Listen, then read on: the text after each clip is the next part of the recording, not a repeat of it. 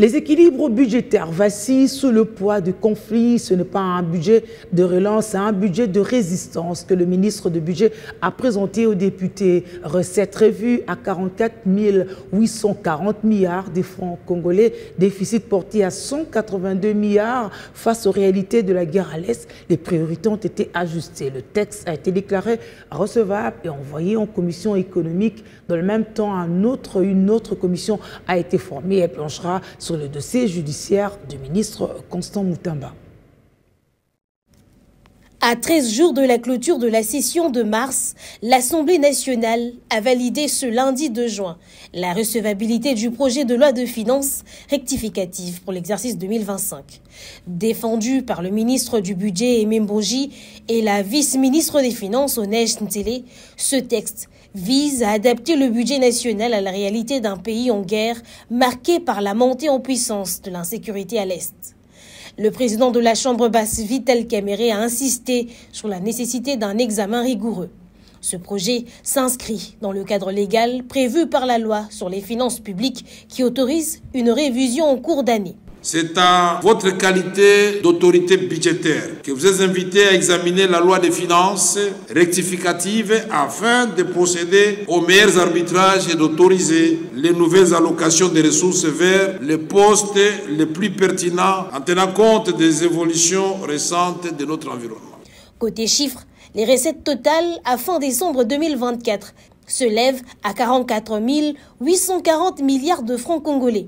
Mais ce niveau masque un déficit de 182 milliards de francs congolais.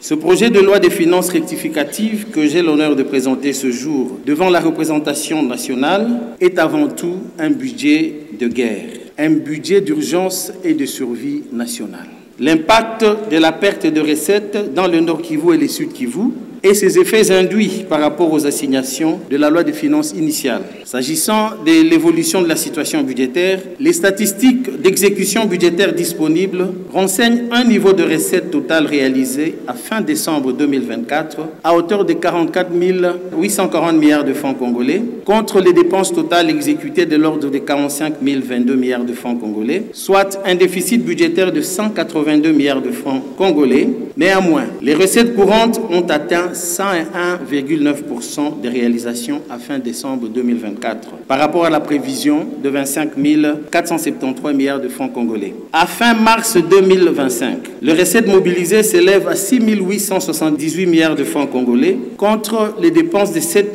454 milliards de francs congolais, soit un solde budgétaire négatif de 576 milliards de francs congolais. Le taux de réalisation de recettes courantes se situe à 71,1% par rapport à la prévision linéaire de 8 054 milliards de francs congolais. À noter toutefois que les recettes courantes ont dépassé les attentes, atteignant 101,9% par rapport aux prévisions. Comment, dans cet environnement morose, délétère, nous pouvons en même temps avoir les ambitions de poser des actions durables, c'est-à-dire les investissements. C'est la gymnastique à laquelle s'est livré le gouvernement en nous présentant ce papier. Le projet a été transmis à la Commission économique et financière pour un examen approfondi à huis clos, afin de préserver les informations sensibles liées à la défense nationale.